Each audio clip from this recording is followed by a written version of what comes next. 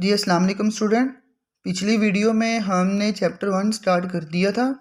हमने इंट्रोडक्शन में मैट्रिक्स की definition, order of a matrix क्या आता है, रोज एंड कॉलम और इक्वल मैट्रिसेस के बारे में हमने डिस्कस किया था। उसके रिलेटेड मैंने आपसे कहा था कि एक्सरसाइज 1.1 में क्वेश्चन नंबर 1 और 2 जो है वो आप सोल्व कर लीजिएगा। मैं एक्सरसाइज 1.3 का क्वेश्चन नंबर 3 स्टार्ट कर रहा हूँ। Find the values of A, B, C and D which satisfy the matrix equation। हमने क्या करना है, A, B, C और D की वैल्यूज़ फाइंड करनी है। विच satisfy the matrix equation, matrix equation को सेटिस्फाई करने का मतलब ये है कि ये जो दो मैट्रिसेस हमें गिवन हैं ये दोनों आपस में सेम हैं, इक्वल हैं। मैट्रिक्स इक्वेशन को सेटिस्फाई करनी है। हमने यहाँ से गिवन डाटा से, गिवन मैट्रिसेस से अपनी ए, बी, सी और डी की वैल्यूज़ फाइंड करनी है। आइए देखते हैं कैसे फाइंड करते हैं। जी देखें, अगर ये दोनों मैट्रिसेस आपस में इक्वल हैं तो फिर क्या होगा। हमने इक्वल मैट्रिक्स की डेफिनेशन पढ़ी थी कि अगर ये दोनों मैट्रिसेस इक्वल हैं तो इनके करस्पॉन्डिंग जो एंट्रीज हैं वो भी क्या होंगी, इक्वल होंगी। Like A plus C equal होगा 0 के, first entry A plus C is equal to 0 and जो सेकंड एंट्री है वो दूसरे मैट्रिक्स के सेकंड एंट्री के इक्वल होगी। ए प्लस 2 भी इक्वल होगा किसके, -7 के। और ये जो थर्ड एंट्री है दूसरी मैट्रिक्स के थर्ड एंट्री के इक्वल होगी C-1 किसके इक्वल है, 3 के। और लास्ट एंट्री जो 4D-6 है वो 2D के इक्वल होगा। 4D-6 is equal to 2D। अब हमने अपने गिवन डेटा को यूज़ करते हुए और मैट्रिक्स इक्वेशन की जो हमें गिवन था और इक्वल मैट्रिक्स की डेफिनेशन को यूज़ करते हुए हमने अपना जो डेटा है उसको अरेंज कर लिया है। ठीक है, अब यहाँ से हमने क्या करना है, ए, बी, सी और डी की वैल्यूज़ इन इक्वेशन से फाइंड करनी है। सबसे पहले आप एक काम करें कि इन इक्वेशंस को नाम दे दें ताकि हम जब हम इक्वेशन में से वैल्यूज़ को फाइंड करना है, इन्हीं इक्वेशंस को यूज़ करना है तो इनका कोई नाम रख लेते हैं। इसको मैं नाम दे देता हूँ इक्वेशन नंबर 1, इसको इक्वेशन नंबर 2, इसको इक्वेशन नंबर 3, इसको इक्वेशन नंबर 4। देखिए अब हमने इन्हीं इक्वेशन को यूज़ करते हुए ए, बी, सी, डी की वैल्यूज़ को फाइंड करना है। ज़रा इक्वेशन नंबर 3 को देखें आप।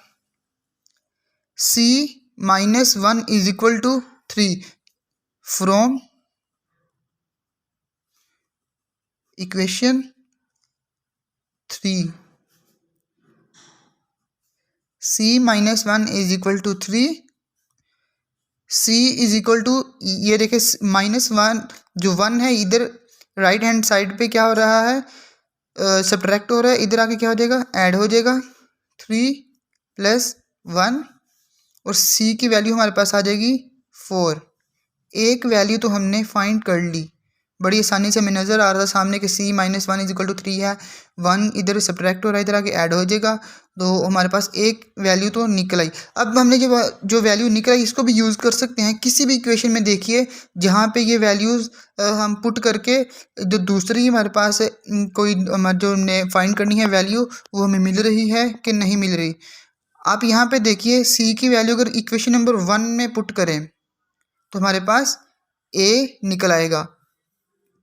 तो put C is equal to 4 in equation 1। Equation 1 क्या थी, A plus C is equal to 0। So A plus C की वैल्यू क्या है, 4 इज इक्वल टू 0। A की वैल्यू हमारे पास क्या आ जाएगी, -4।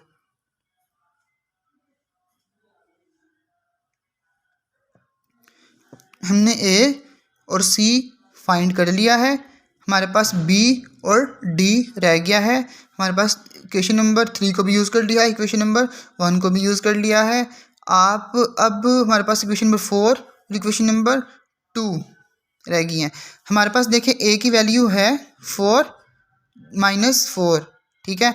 वो अगर हम इक्वेशन नंबर 2 में यूज़ करें तो हमारे पास एक ही रह जाएगा बी, तो हम बी की वैल्यू यहाँ से फाइंड कर लेते हैं। सो पुट करें a is equal to -4 in equation number 2। Put a is equal to -4 in equation 2। Equation 2 देखिए क्या है, a + 2b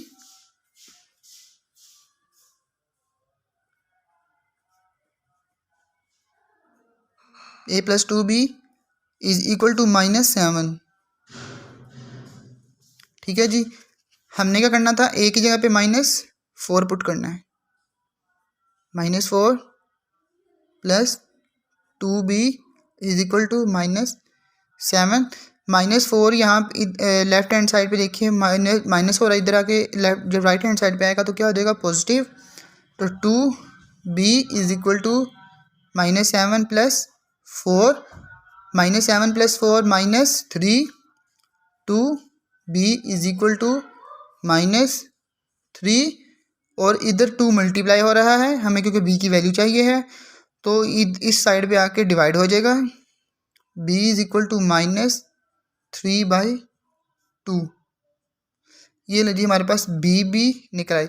हमारे पास अब 3 वैल्यूज़ आ गई हैं, c, a और b। अब हमारे पास सिर्फ एक ही वैल्यू रह गई है, d की वैल्यू रह गई है हमारे पास। अब हमारे पास इक्वेशन भी 4 है, तो इक्वेशन नंबर 4 पुट करें आप। इक्वेशन नंबर 4 भी देखिए सिंपल ही है, 4d - 6 is equal to 2d है। आप 2d को इधर ले आएँ, 6 को इधर ले आएँ, इन दोनों में से d और ये 2d दोनों सेम हैं। चलिए हम यूज़ करते हैं। देखिए यहाँ पे 4 इम्प्लाइज क्या कर रही है, 4d - 6, 4d - 6 is equal to 2d। देखिए 4d - 2d is equal to 6। 6 इधर सब्ट्रैक्ट हो रहा था, इधर इक्वल के साइड पे आके ऐड हो जाएगा। ये इधर ऐड हो रहा था, इधर आके सब्ट्रैक्ट हो जाएगा। 4d - 2d, 2d is equal to 6, और d की वैल्यू हमारे पास क्या आ जाएगी, 6/2, d इज इक्वल टू 3। ये ना जी, हमने a, b, c और d की वैल्यूज़ अपनी गिवन इक्वेशंस को यूज़ करते हुए फाइंड कर ली हैं, ठीक है। और ये एक ईजीएस्ट वे था आपने जिससे आपने a, b, c और d की गिवन इक्वेशंस को यूज़ करते हुए वैल्यूज़ फाइंड कर ली हैं। होप कि आपको ये समझ में आ गया होगा। ओके स्टूडेंट, अल्लाह हाफिज़।